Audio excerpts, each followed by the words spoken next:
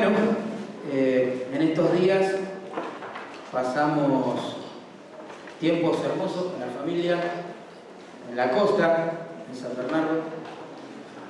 Son días que nos regaló el Señor y así lo tomamos y pedimos sabiduría para disfrutarlos. Una de las cosas que nos pasó en estos días es poder contemplar un poquito la gloria de Dios en las cosas que Él ha creado. Frente al mar, un día nublado, de golpe, de la nada, vimos emerger un tremendo arco iris, al cual fotografiábamos, obviamente, y demás. La gente asombrada, y yo pensaba, si supieran lo que significa. La gente pecaba en la playa de una manera impresionante, mientras Dios mostraba su misericordia. Era impactante ver eso.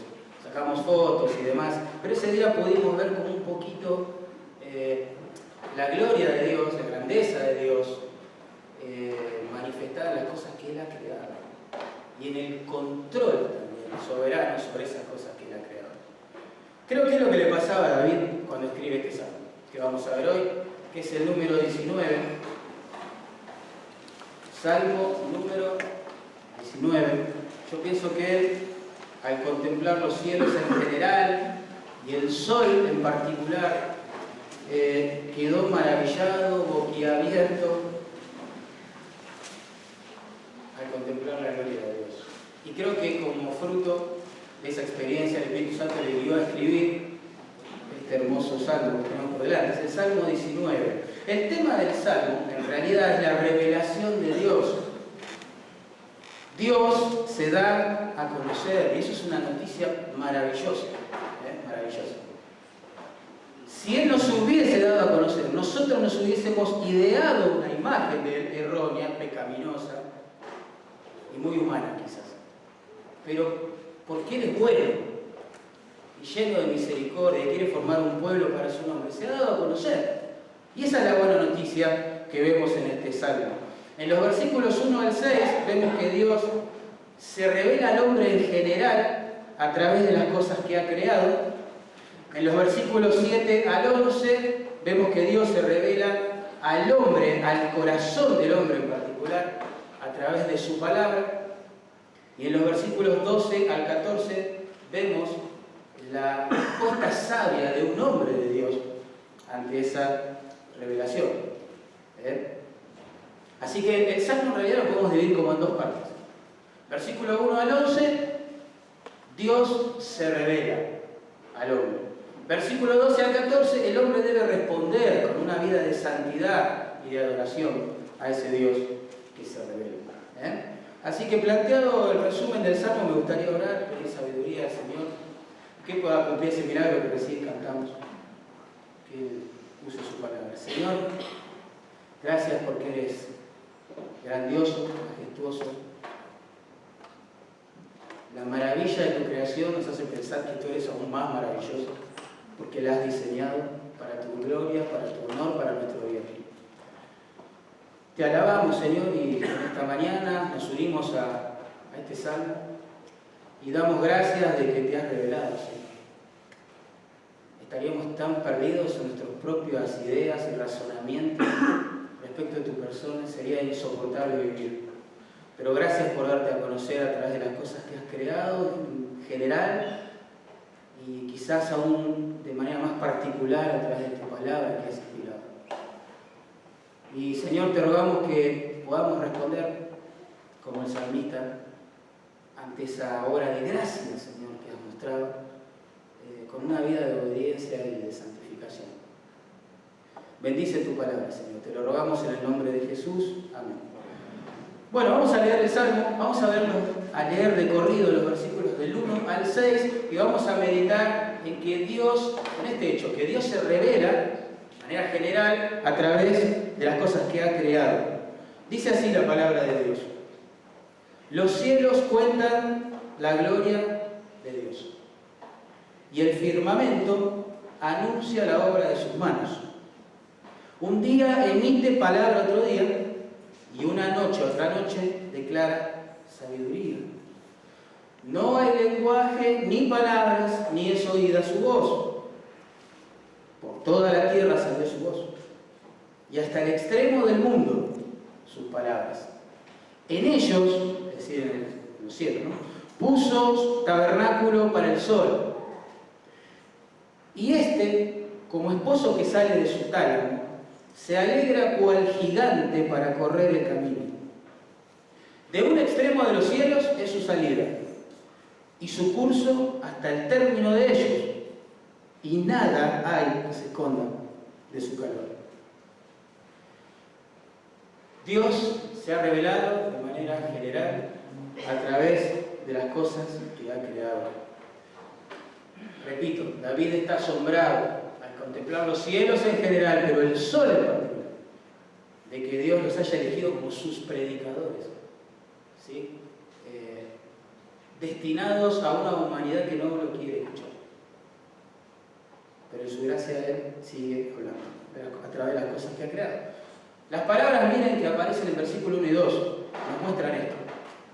Cuentan, anuncian, emite palabra, declara, bueno, etc.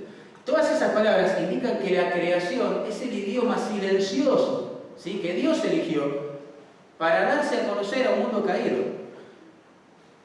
Nadie jamás va a ser salvo mirando el cielo y el sol.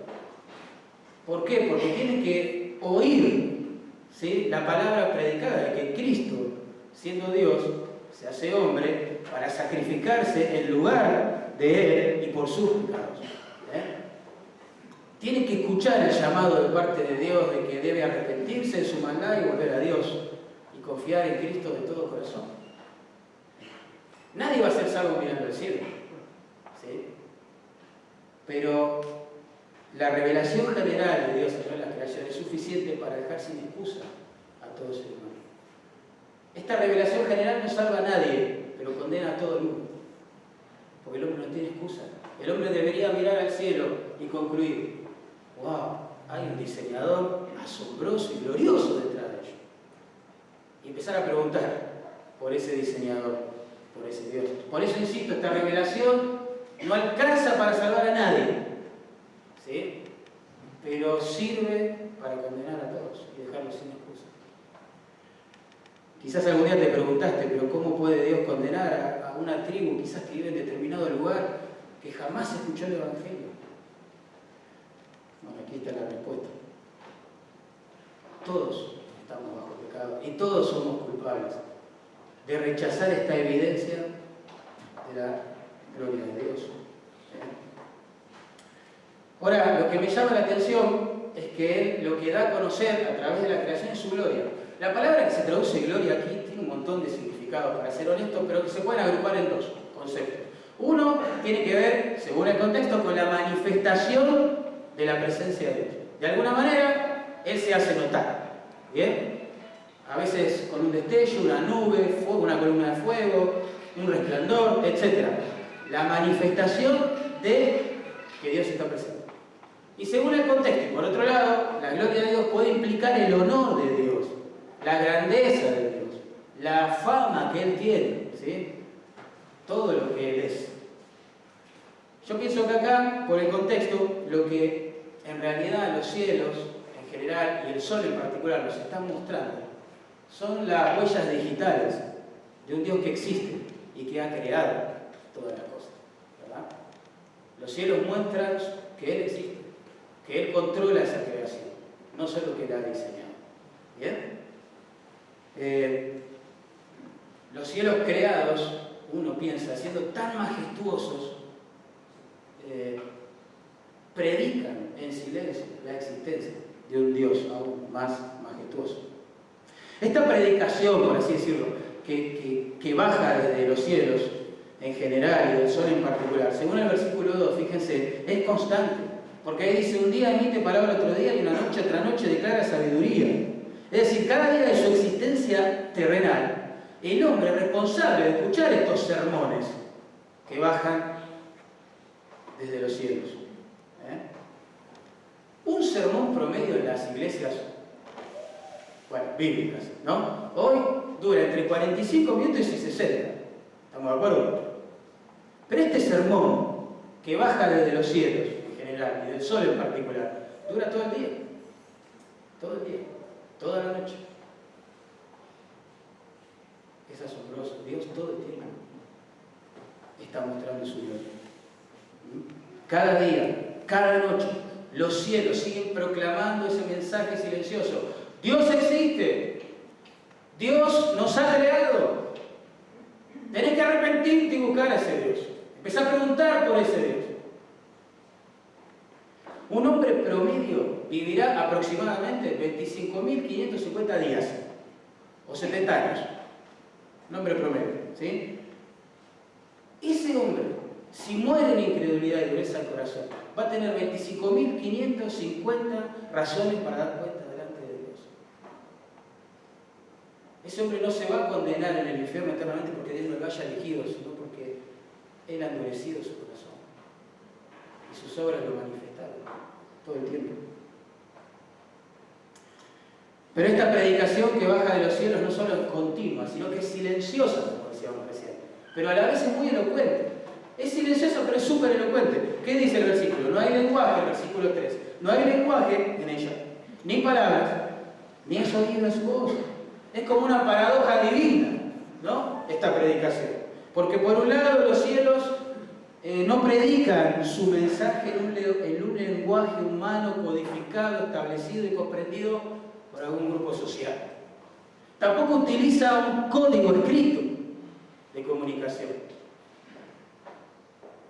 Pero por el otro lado, cualquier persona, sea cual sea el idioma que hable y de la cultura que provenga, puede entender ese mensaje. Todo esto me está queriendo decir algo. Dios existe, Dios ha creado.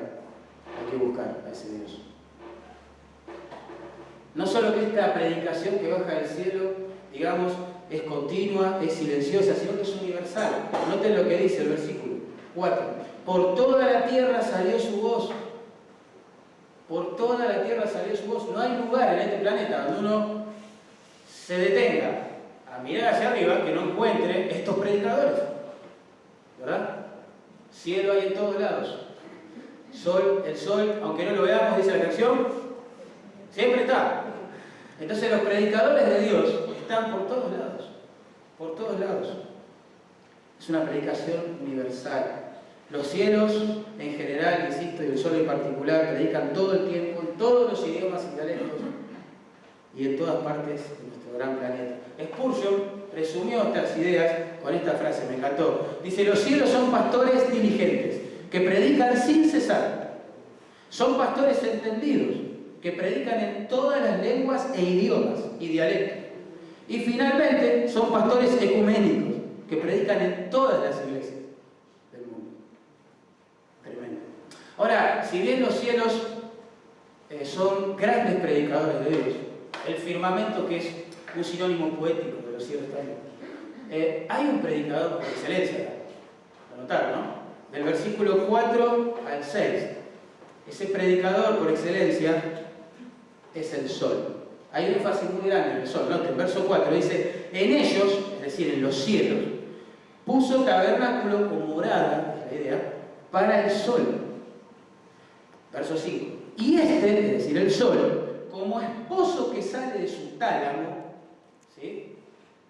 Se alegra cual gigante para correr el camino. ¿Cuál es ese camino?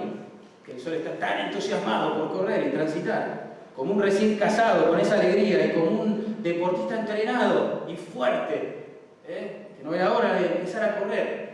¿Cuál es ese recorrido? Verso 6. De un extremo de los cielos es su salida y su curso hasta el término de ellos. El sol es como el predicador favorito de la creación.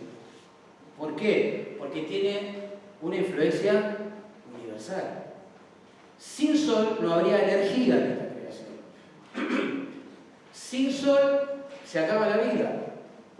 Por eso la gente, en su ignorancia de Dios, durante milenios enteros ha adorado al sol.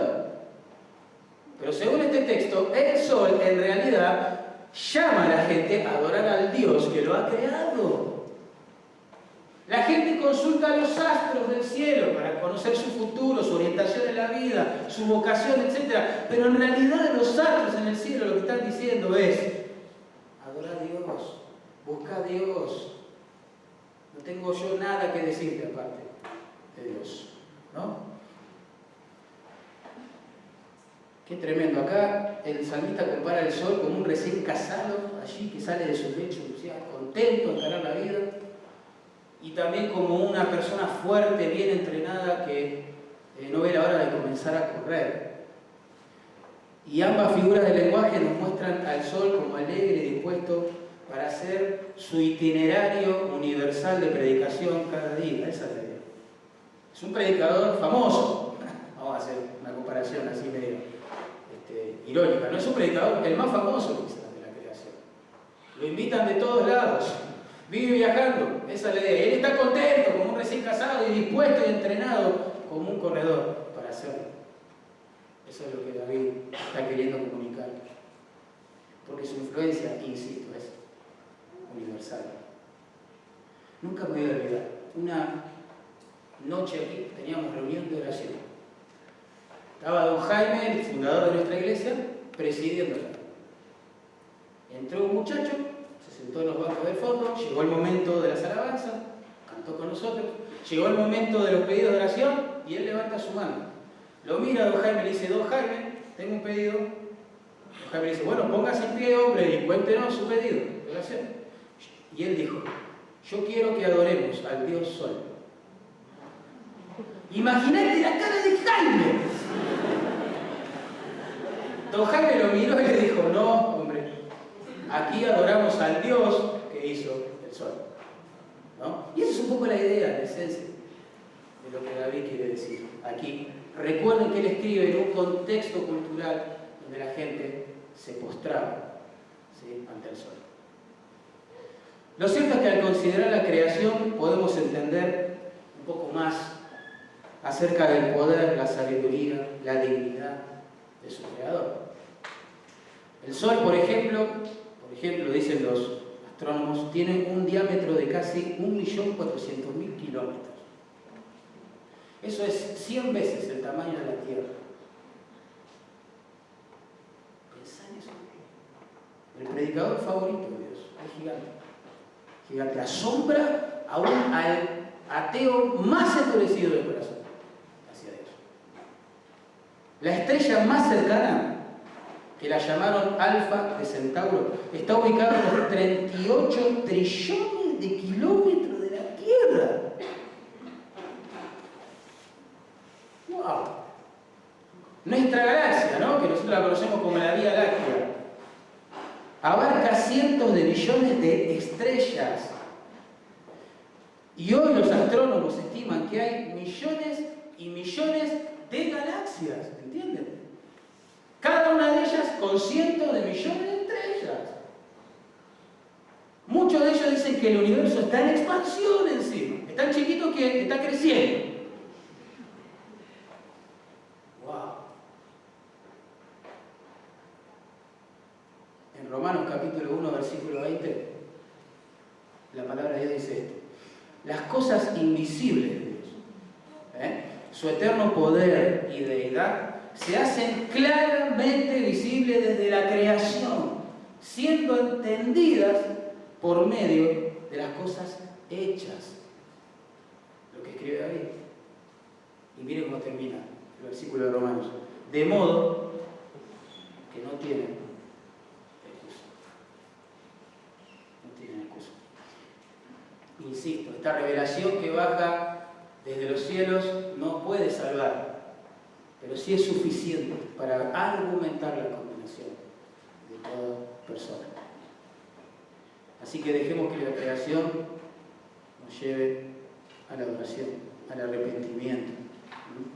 Pero bueno, Dios se ha revelado de forma general a través de las cosas que ha creado. Punto 2, vamos a ver versículos 7 al 11. Dios se ha revelado en forma especial, podríamos decirlo así, a través de la palabra que ha inspirado, ¿sí? Versículos 7 al 11, vamos a leerlos de corrido. Dice: la ley de Jehová es perfecta, que convierte el alma. El testimonio de Jehová es fiel, que hace sabio al sencillo. Los mandamientos de Jehová son rectos, que alegran el corazón. El precepto de Jehová es puro, que alumbra los ojos. El temor de Jehová es limpio, que permanece para siempre. Los juicios de Jehová son verdad, todos justos. Deseables son más que el oro y más que mucho oro afinado, y dulces más que miel, y que la que destila del panal. Tu siervo es además amonestado con ellos. En guardarlos hay grande galardón. Dios se ha revelado de manera general a través de las cosas que ha creado. Dios se ha revelado de manera especial a través de la palabra que ha inspirado. Noten la estructura de este párrafo. Se nos dan 6 títulos distintos que identifican la palabra de Dios.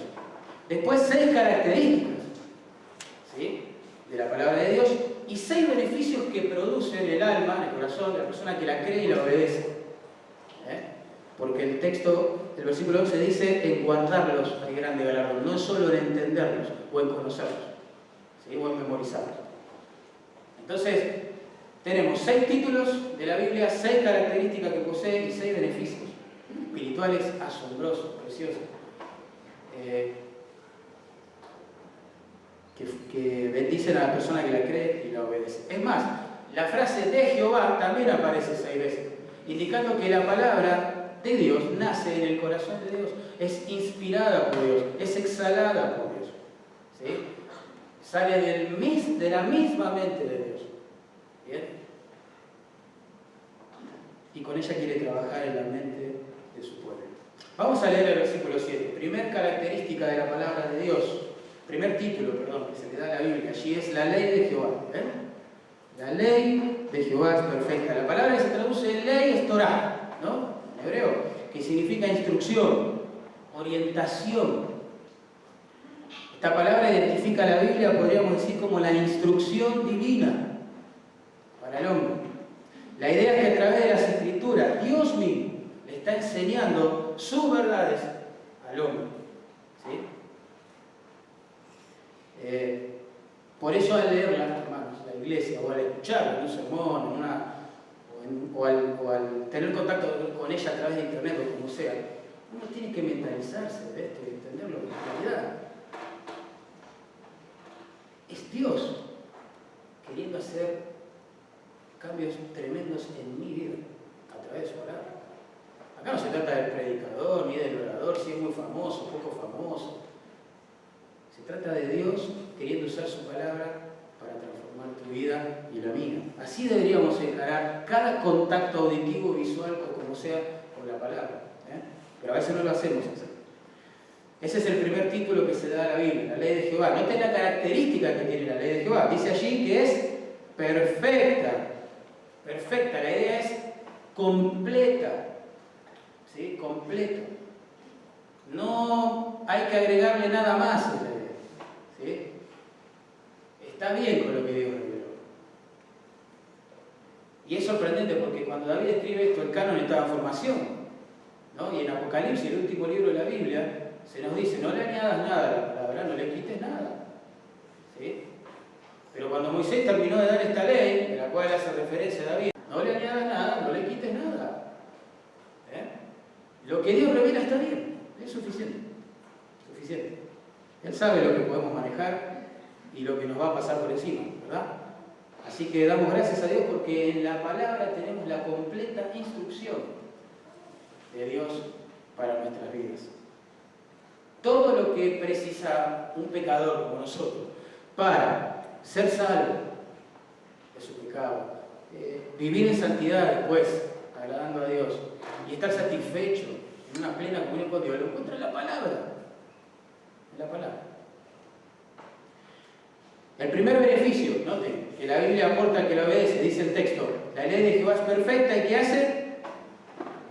Convierte el alma. La palabra se traduce convierte ahí. Significa literalmente hacer volver.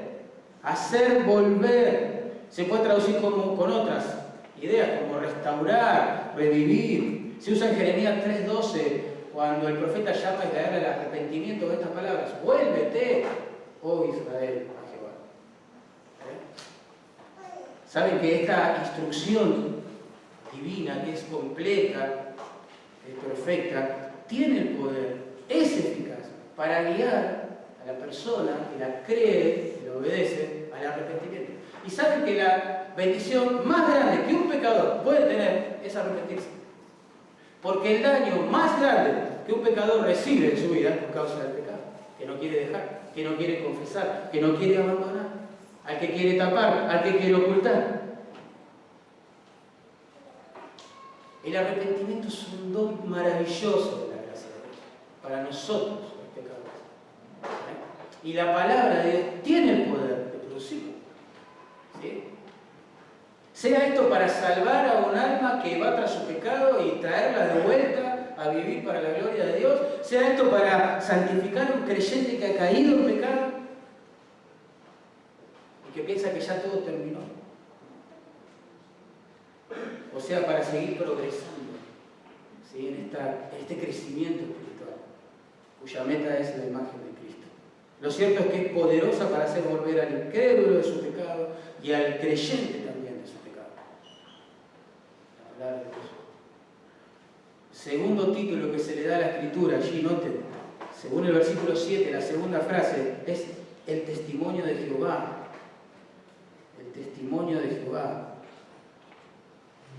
La idea aquí es que la palabra de Dios es su testigo número uno. ¿Sí? En sus páginas, podríamos decirlo así, Dios es su propio testigo. ¿Sí? Testifica respecto de sí mismo, de su existencia, de sus atributos, de su voluntad, bueno, etc., ¿no? De sus planes. La Biblia es el testimonio de Dios al hombre. Y Él no es hombre para mentir, justamente. No hay testigo falso, ¿sí?, en la Trinidad. Por eso la segunda característica que se le atribuye a la Biblia acá es que es fiel. Noten, el testimonio de Jehová es fiel. La palabra se traduce fiel, significa confiable, seguro, veraz, certero, preciso. Todas esas ideas están metidas allí. El testimonio que Dios da es libre de error, es 100% confiable. Por eso Pablo decía: yo sé bien en quién he creído, mejor dicho, a quién he creído. ¿Sí? Y los creyentes descansamos en las promesas, los principios y los preceptos que hay en la Biblia porque sabemos de quién viene. Noten el segundo beneficio que la Biblia aporta al que la obedece y la cree. Dice así: el testimonio de Jehová es fiel. ¿Qué hace? Sabio al sencillo. ¡Qué tremendo! Tremendo. La palabra que allí se traduce sencillo, en su raíz, describe una puerta abierta, esa es la verdad. Vieron que el hebreo es un lenguaje así muy, que usa muchas figuras. Describe una puerta abierta, indica una persona de mente abierta, esa. Yo sé que para nuestra sociedad hoy tener la mente abierta es una virtud, pero para los hebreos la mente abierta era debilidad. Porque señalaba a una persona que no tenía filtro, que dejaba entrar en su mente cualquier cosa, ¿sí?, y dejaba escapar de ella también cualquier cosa, de la palabra que decía. Esta palabra, que acá se traduce sencillo, en Proverbios 14:15 se usa para escribir a una persona que es totalmente crédula, fácil de engañar. Dice allí la Biblia: el simple, ahí está la palabra, todo lo cree. Todo lo cree. Quizás la palabra describe a una persona que vive de convicciones prestadas. Alguien le dice es A, todo deja entrar eso en su mente y maneja su vida pensando que todo se trata de la A. Otro viene y le dice B, listo, deja entrar eso en su mente y bueno, se conduce de esa forma. Otro le dice que es Z, otro le dice que es Y. No tiene convicciones, deja entrar cualquier cosa en su vida, no tiene filtro y así vive. Así vive. No es una virtud. En el plano espiritual tener la mente muy abierta. Deberíamos cerrar esa puertita y dejar una endija de luz por la cual solo la revelación de Dios, la Biblia, puede entrar. Viviríamos más tranquilos. Seríamos más maduros espiritualmente. Lo cierto es que la palabra tiene el poder de transformar a los simples, y así vinimos todos a la fe, todos nosotros. ¿Sí? espiritualmente hablando éramos simples, ¿sí? Creíamos en diferentes cosas, pero estábamos todos engañados, ¿verdad? De diferentes maneras. Pero la palabra tiene ese poder para hacer sabio a alguien que es simple. La palabra cierra la puerta, por así decirlo, del entendimiento, pone un filtro, y la oveja solo quiere escuchar la voz de su pastor ahora, ¿no? Viste que antes la Biblia para nosotros era un libro extraño, raro, qué sé yo, estaba ahí en la biblioteca, no sé, extraño. Para mí totalmente ajeno, quizás para vos, no sé, un libro difícil de entender, aburrido, y ahora es comida, es alimento.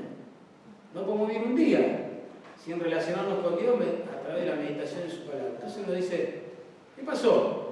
El poder de la palabra tiene esa capacidad, es eficaz para transformar a un simple, una persona sabia, sabia. Y la sabiduría aquí, y esto siempre hay que recordarlo, cada vez que leamos el concepto de sabiduría en los libros poéticos del Antiguo Testamento, tenemos que recordar que no señala el concepto de una persona que vive oculta detrás de los libros. Guárdalo. La sabiduría en el Antiguo Testamento no tiene que ver tanto con el conocimiento acumulado en la cabeza, sino con la forma en la que una persona vive. Una persona sabia en el plano espiritual, en el Antiguo Testamento, es una persona que sabe cómo aplicar la palabra de Dios a cada área de su vida y cada día. Por eso en la Biblia encontramos los libros de sabiduría, así lo llamaron los estudiosos bíblicos, identificando, por ejemplo, como uno de ellos a Proverbios. Y uno lee Proverbios y no encuentra mucha teología profunda. Lo que encuentra son consejos prácticos para la vida, reglas generales. La vida funciona así. Si vos haces esto, te va a ir así. Y si haces aquello, te va a ir de esta otra forma. Porque el sabio, en la mente, ¿sí?, hebrea de aquel entonces, era una persona que sabe cómo vivir. Así que la palabra de Dios tiene ese poder. Tiene ese poder. Y damos gracias por eso, ¿no? Hace sabio al sencillo. Versículo 8. Tercer título que se le asigna a la Biblia son los mandamientos de Jehová. Los mandamientos de Jehová. Este título presenta a la Biblia como el conjunto de normas, pautas, reglas divinas, vamos a decirlo así, para la vida cotidiana de su pueblo. ¿Querés saber cómo conducirte en la vida, en el trabajo, en la familia, en el vecindario, donde sea, de manera que puedas agradar a Dios? Bueno, acá está. Acá sabemos cómo hacerlo. ¿Sí? Dios nos ha dejado ese conjunto de pautas y normas que nos muestra con claridad qué es lo que le agrada y qué es lo que no le agrada. ¿Qué conviene que hagamos y qué es lo que no conviene que hagamos? ¿Qué va a edificar nuestra vida espiritual y qué no? ¿Sí? ¿Qué le va a hacer tropiezo a otros y qué no? Entonces uno no puede alegar ignorancia, tiene que estudiar en todo caso, profundizar y ser honesto, ¿no? Los mandamientos de Jehová. Tercer característica que se le asigna a la Biblia acá, que estos mandamientos de Jehová son rectos. La idea es correctos, justos, rectos, derechos. Lo que quiere decir el salmista es que Dios, a través de ese conjunto de pautas, reglas, normas que nos ha dejado, jamás nos va a guiar por caminos torcidos. Jamás la palabra de Dios nos va a llevar al pecado, a desagradar a nuestro santo, santo, santo Señor que la ha inspirado. Todo lo que Dios dice es cierto, y he aprendido algo con los años, que Él siempre tiene razón, y yo siempre me equivoco. ¿Sí? Él tiene razón. Un hijo sabio de Dios sabe qué hace. Dice esto: sí, papá. Sí, papá.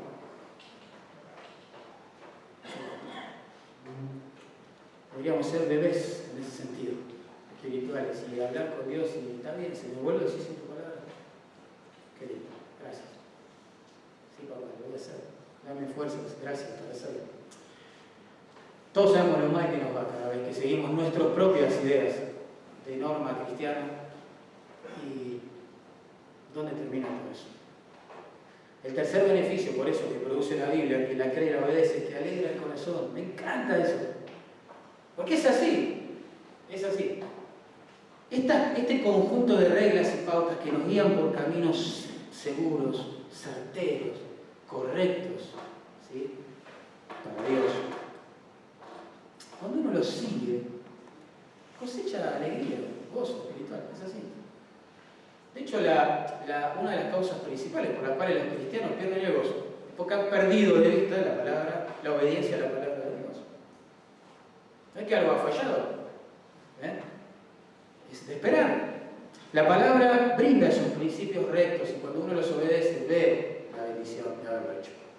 La bendición para su propia vida, si uno es casado, la bendición para su cónyuge también, para sus hijos, para la iglesia, para el ministerio que tiene. Hay mucha alegría. ¿Sí?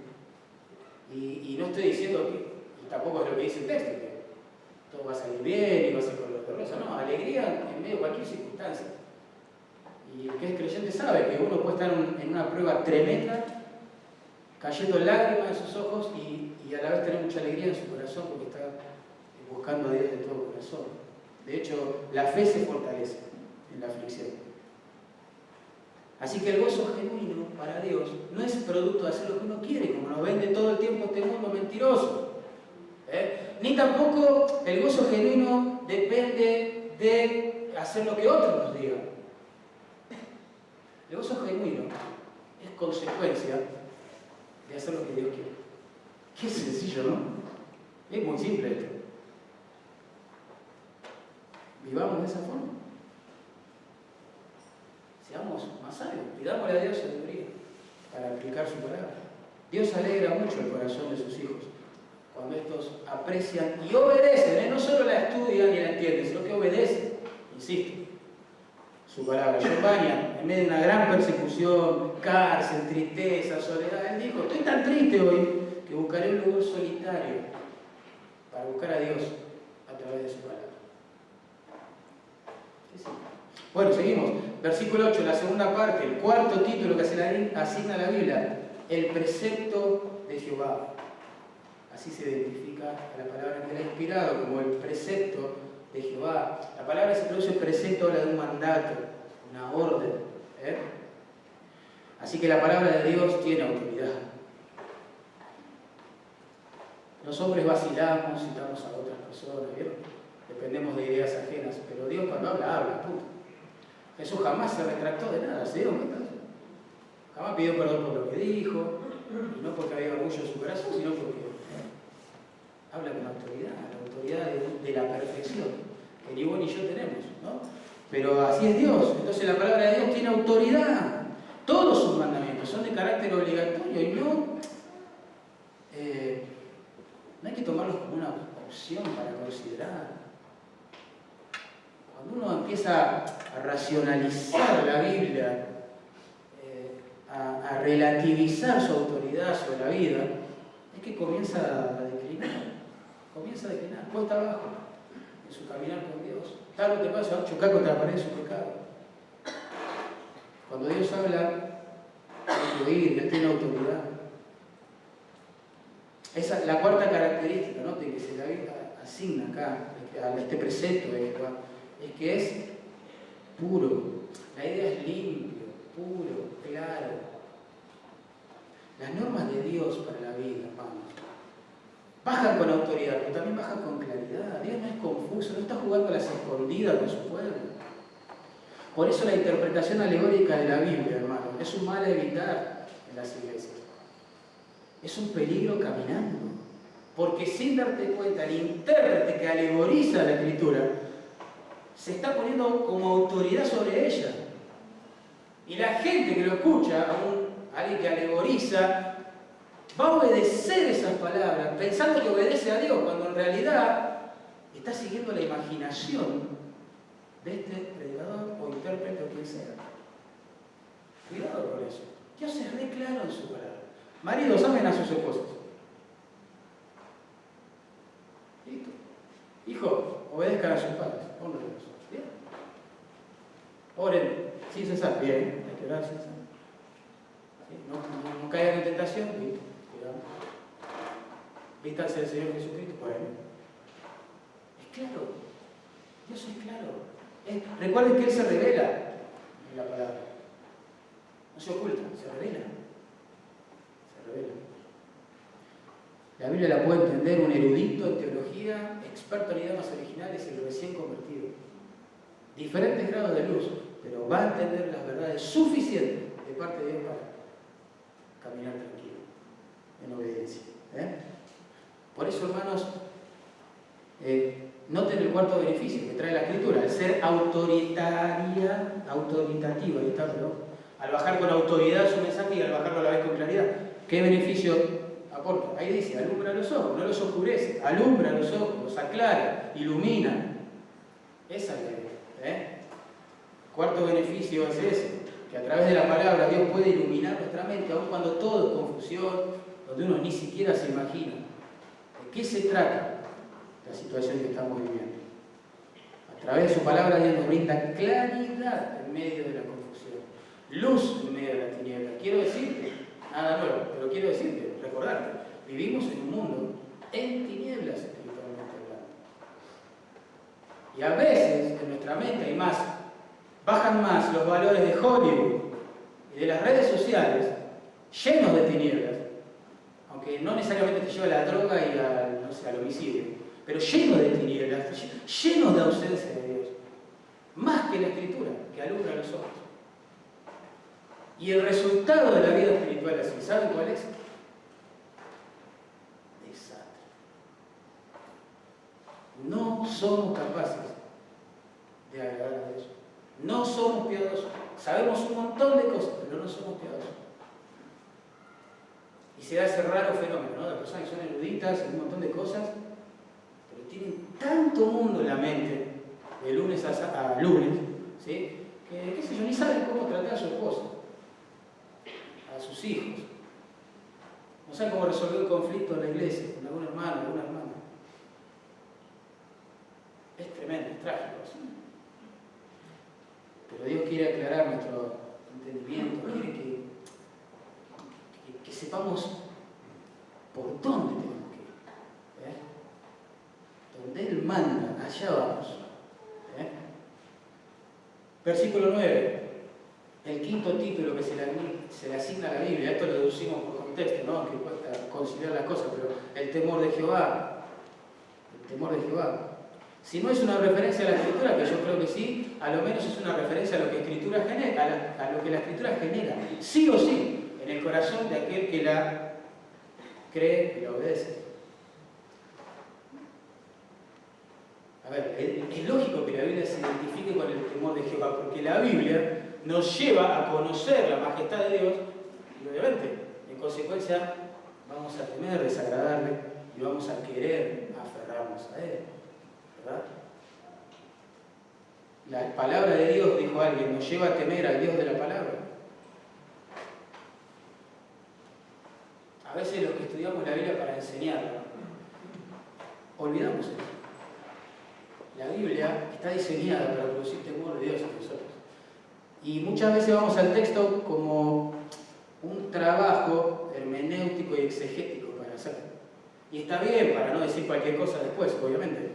Pero guarda, sin descuidar lo otro, sin entender que Dios quiere tratar con nosotros. ¿Sí? Cuidado lo que enseña la Biblia con este grave mal. Cuidado con eso. Temor de Jehová. Es lindo. Es lógico pensar que este manual de adoración que nos muestra a Dios, obviamente, salpica pureza y santidad en cada una de sus páginas, ¿verdad? Por eso es tan importante que renovemos la mente con la Biblia. Porque nuestra mente no es pura por naturaleza, necesitamos renovarla con su palabra porque es pura. Y el quinto beneficio allí dice de las Escrituras que permanece para siempre. ¿Sabes qué bendición es saber esto? La Biblia, a diferencia de todos los demás escritos, no necesita correcciones futuras. Tampoco necesita ser editada, ni mejorada. Jamás. No precisa adaptaciones a los cambios culturales, de las épocas, digamos. No. Dios habló, Dios inspiró, Dios movió a los escritores a sentar todo esto por escrito, hoy lo tenemos y ahí está. Suficiente. Lo que Él dijo permanece para siempre. El cielo y la tierra pasarán, dijo Jesús, ¿se acuerdan? Pero mis palabras, ¿qué? No pasarán. Entonces, cuando uno edifica su vida sobre una base tan sólida, está tranquilo. está contento. Lo que fue verdad para mis antepasados es verdad hoy, y lo será para mi nieto, qué sé yo, el día de mañana si el Señor no viene antes. ¿Qué pasa? ¿Sabes esto? Estamos en un mundo súper confundido. La gente está reconfundida. No sabe qué está bien, qué está mal. No sabe si algo es moral o inmoral. Es tremendo vivir así. No saben dónde poner los límites a sus hijos. Es horrible vivir así. Pasa que nosotros nos olvidamos. Pero es horrible vivir así. Sin rumbo, sin límites. Wow. La palabra de Dios es totalmente segura. Y siempre que una persona la creyó y la obedeció, lo va a comprobar. Los juicios de Jehová son verdad. Así termina esta descripción de la palabra. Todos justos. Este es el sexto título, ¿no?, que se le asigna a la Biblia como juicios de Jehová o veredictos. O las sentencias, podríamos decir, del juez de toda la tierra. Esto significa que las Escrituras son los veredictos divinos. Él es el único ser moralmente capacitado para determinar justicia. Que está bien y que está mal. Y a sus códigos no hay que agregarle nada ni quitarle nada, como suele pasar con los códigos legales que escriben los hombres. ¿No? Se mejoran o empeoran, no sé, con el tiempo. ¿No? Pero hay que modificarlos, quedan caducas algunas cosas. No, con la palabra no es así. No es así. Entonces, esos veredictos de parte de Dios en todas las cosas son verdaderos y justos, dice el texto. Son verdaderos, insisto, firmes, estables, veraces, confiables y justos, porque en Dios no hay injusticia. Y saber que Dios es justo y va a hacer justicia algún día, como su misma palabra lo dice, calma nuestro deseo de venganza o nuestra frustración con las aparentes injusticias de la vida que las hay, ¿no? Cuando uno observa que el impío prospera, y el justo sufre y llora, qué sé yo, un tipo que es, no sé, totalmente descuidado, licencioso, no le importa nada de Dios, lo niega, lo ridiculiza, no sé, anda en un 0 kilómetro, feliz por la calle en libertad, y quizás su pueblo en algunos lugares del planeta son perseguidos, encarcelados, golpeados, quemados. Y uno dice, Señor, no hay justicia. Él va a hacer justicia, su palabra lo asegura, porque el Dios justo, el juez de toda la tierra, el que está airado contra las personas todos los días, dice el Salmo, va a hacer justicia. Y ahí descansamos. Por eso no es raro que el Salmo termine de esta forma, ¿no? En versículo 10. Estos testimonios, estos juicios de parte de Dios, la palabra de Dios, la ley, claro, es mi mayor deseo, dice allí. Deseables son más que el oro, y más que mucho oro afinado. Como si el salmista diría, mi alma desea tanto la palabra de Dios, como la gente desea encontrar oro. ¿Sí? ¿Se acuerdan del tiempo de la fiebre del oro? La gente dejaba familia, casa, todo, trabajo, cultura, un montón de cosas para ir a esos lugares a rescatar oro. Insaciable la sed del oro. Bueno, David dice, yo tengo esa sed, pero por la palabra de Dios. Como decía Spurgeon, por amor al oro se pone a un lado el placer, se renuncia a la comodidad y aún se pone en peligro la vida. Y nosotros no estaremos dispuestos a hacer esfuerzos similares por amor a la palabra de Dios. La palabra es mi mayor deseo, la palabra es mi mayor deleite, dice el verso 10, es dulce, más que la miel, y que la que destila del panal. Es como que el salmista está diciendo, los momentos más deleitosos que tengo cada día son los que me concentro en quedarme quieto, a solas con Dios, a través de su palabra. Esos son los mejores momentos del día, dice David. Es mi manjar cotidiano, es la mejor comida. La palabra de Dios también es mi mayor defensa, dice. Note el versículo 11. Tu siervo es además amonestado con ello. Dios a través de su palabra nos reta, nos amonesta, nos redarguye, nos reprende, ¿sí? Acerca de peligros que a veces ni vemos, como va a decir después el siguiente versículo.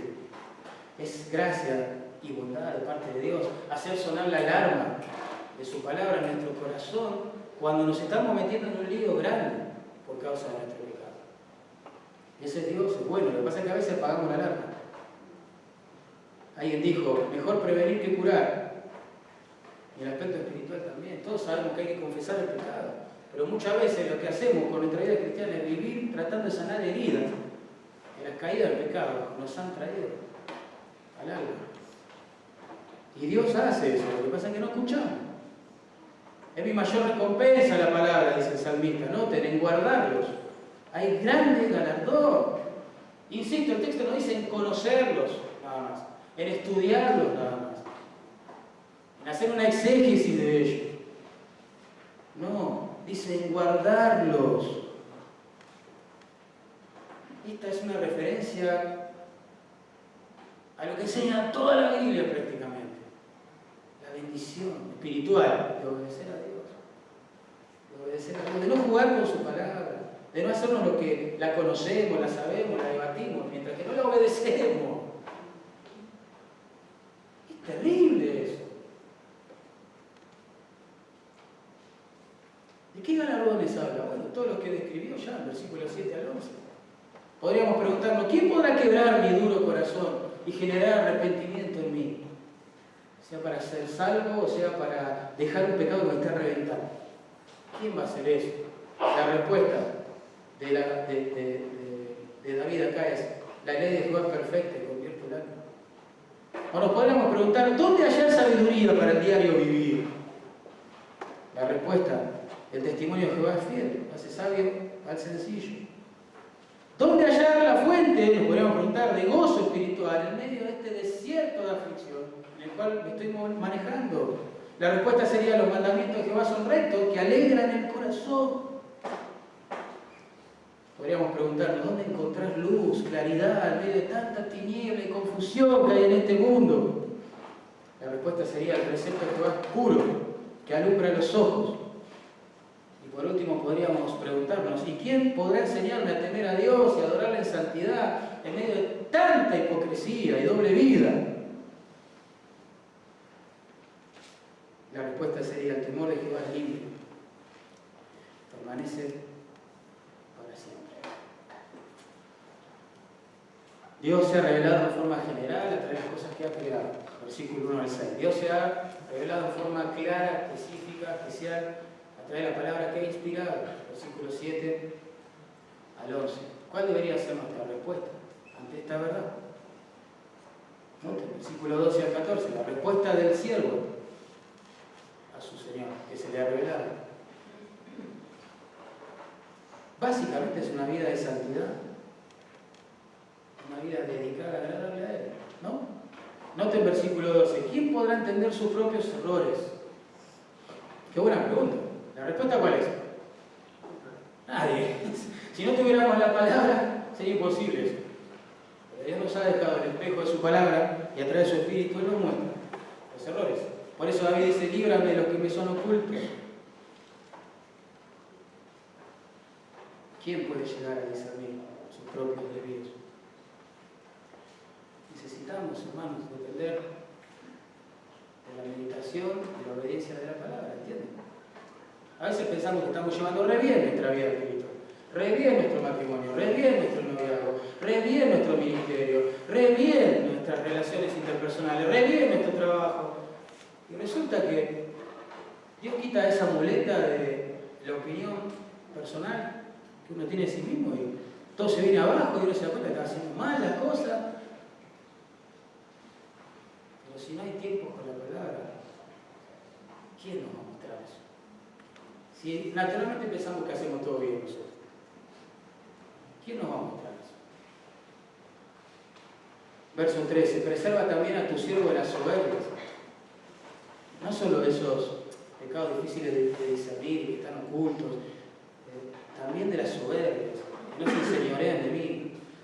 Las soberbias indican la rebeldía que está presente en nuestro corazón hacia la palabra de Dios. La salvación ha puesto esa rebeldía bajo la autoridad de Dios. Pero muchas veces, por nuestro pecado de desobediencia, esa rebeldía comienza a tener autoridad sobre nosotros. Y lo que está diciendo David es, por favor, líbrame, Dios, de esa tendencia tremenda que tengo en mi alma de pecar contra ti.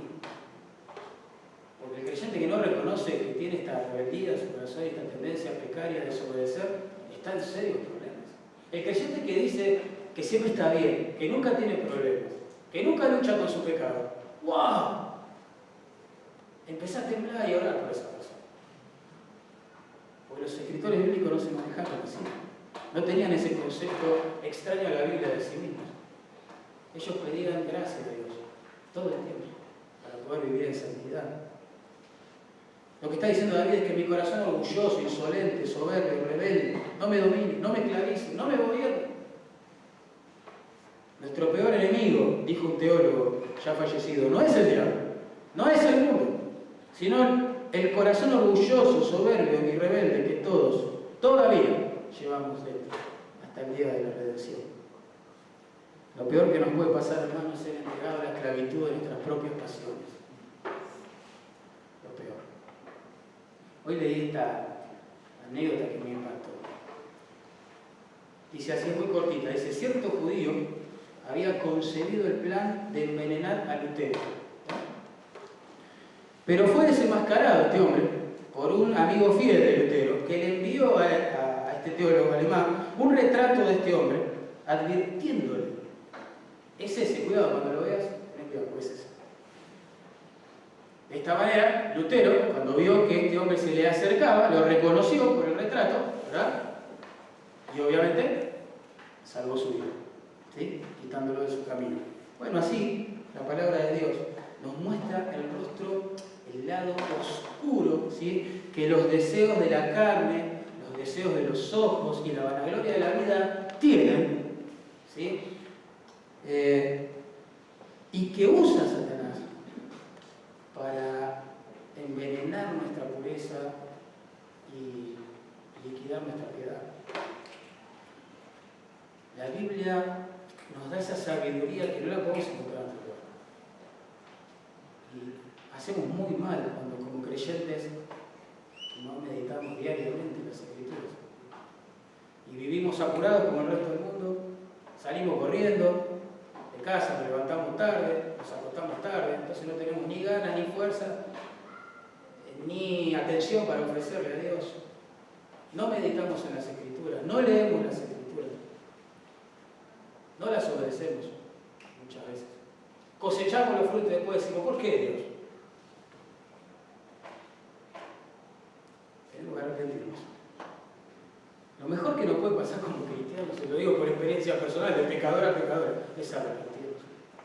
Es confesar nuestro pecado, es pedir ayuda, es sacarlo de encima. Porque los deseos de la carne, para la gloria de la vida, los deseos de los ojos tienen poder de envenenar nuestra alma y nuestra pureza. Por eso el salmista decía, mi corazón he guardado tus dichos, ¿para qué? Ahora uno llega a este punto del salmo y dice, wow, merezco morir. Soy un desastre.